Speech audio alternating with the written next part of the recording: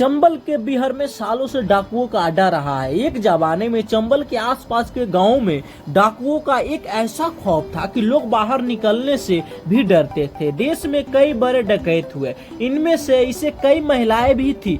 चंबल में जितनी भी लड़कियां डाकू बनी, उनमें किसी न किसी मजबूरी की वजह से ही हथियार उठाए थे। या तो उन्हें जबरदस्ती उनके घर से उठा लिया गया हो, या फिर उससे बदले की आग में जलते हुए डाकू बनी। ज्यादातर डकैत या तो गुज्जर, यादव और राजपूत, लेकिन आज हम जिस लड़की की बात कर रहे हैं वो ब्राह्मण समाज से आती थी और इसने किसी मजबूरी में उन्हें बल्कि अपनी मर्जी से अपने प्यार को पाने के लिए डाकू बनने का फैसला लिया था। उन दिनों चंबल के बिहारों में गुज्जर डाकुओं का राज था। चंबल के आसपास के राज्यों में उत्तर प्रदेश, मध्य प्रदेश, राजस्थान के गांवों में अक्सर डाकू आ धमकते थे। मारपीट, लूटपाट, हत्याएं, किडनैपिंग, फिरौती मांगने जैसी घटनाएं अक्सर सामने आती थी। डाकुओं को बचने के लिए गांव के लोग उनकी कोई बात से इनकार नहीं करते थे।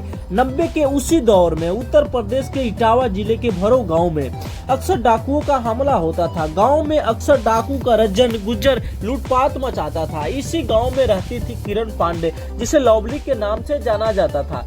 लवली बेहद खूबसूरत थी। वो भी ब्राह्मण परिवार में पैदा हुई। पिता हरिशंकर शास्त्री ने ब्राह्मण घराने में भी उसकी शादी भी की, लेकिन पति के साथ उसके रिश्ते कभी अच्छे नहीं रहे। शादी के थोड़े समय बाद ही उसे पति ने तलाक दे दिया। पति ने जब उसे छोड़ दिया तो वो वापस अपने गांव बरहे आ गई। पहले पिता के साथ रहने लगी, लेकिन थोड़े समय बाद ही पिता की मौत हो गई तो वो अकेले ही गांव में मेहनत मजदूरी करके अपना जीवन चलाने लगी। लवली जवान थी और अकेले भी गांव में आने वाले डाकू रजन गुजर को वो पसंद करने लगी। दोनों गांव में ही एक दूसरे के करीब आने लगे। गांव के लोग को ये बर्दाश्त नहीं हो रहा था कि एक ब्राह्मण परिवार की बेटी इस तरह की डाकू के साथ मौज मस्ती कर रही है। गांव वालों लवली पर उंगलियां उठाने लगे, लेकिन लवली पांडे तो डाकू रज्जन को अपना दिल दे बैठी थी। पहले वो छुपकर डाकू रज्जन से मिलती थी, लेकिन बाद में उसने रज्जन के साथ गांव के एक मंदिर में शादी कर लिया और फिर उसके साथ ही चंबल में चली गई। डाकू के प्यार में लवली पांडे गांव छोड़कर जंगल में आ चुकी थी। चंबल के बिहार में भी वो डाकू रज्जन गुज्जर के साथ खुश थी। रज्जन ने उसे डकैतों के बीच 10वीं सुंदरी घोषित किया। उसके हाथ में बंदूक थमाई गई। वो भी अब डकैतों के गैंग की एक सदस्य बन चुकी थी। रज्जन गुज्जर ने ही उसे बंदूक चलाना सिखाया और फिर धीरे धीरे वो रज्जन के गैंग में की खूंखार डाकू बन गई। आसपास के गांव में भी लूटपाट करने वाले डाकुओं में अब वो भी जाने लगी। लवली पांडे का खौफ बढ़ने लगा था। 1998 के आसपास लवली पांडे चंबल की बिहारी डाकुओं में से एक माना जाता था। उस पर कई लूटपाट, किडनैपिंग और हत्याओं के कई आरोप लग चुके थे। 5 दिसंबर 1999 के दिन लवली पांडे में एक रिटायर्ड प्रिंसिपल राम स्वरूप शर्मा मध्य प्रदेश के रहने वाले थे। कुछ दिन पहले ही स्कूल से रिटायर हुए थे। वो रोज सुबह मॉर्निंग वॉक के लिए जाते थे। 15 दिसंबर की सुबह भी वो वॉक के लिए निकले, लेकिन लौटकर घर नहीं आए।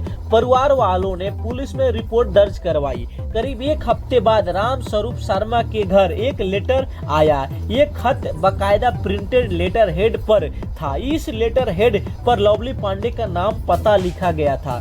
साथ ही इसमें 6 लाख की फिरौती की मांग की गई थी। दरअसल उस दिन राम स्वरूप को रास्ते से ही डाकू लवली के गिरोह ने किडनैप कर लिया था। राम स्वरूप शर्मा को अपने इलाके में काफी इज्जत थी।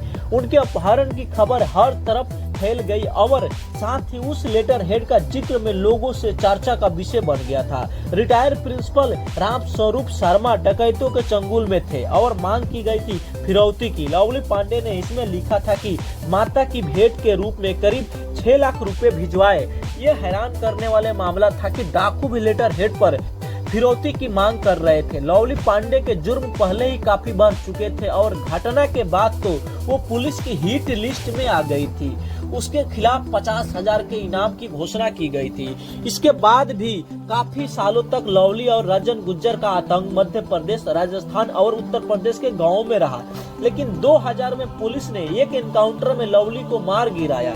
इस एनकाउंटर में डाकू रजन गुज्जर भी मारा गया और इस तरह से दहशत का अंत हुआ।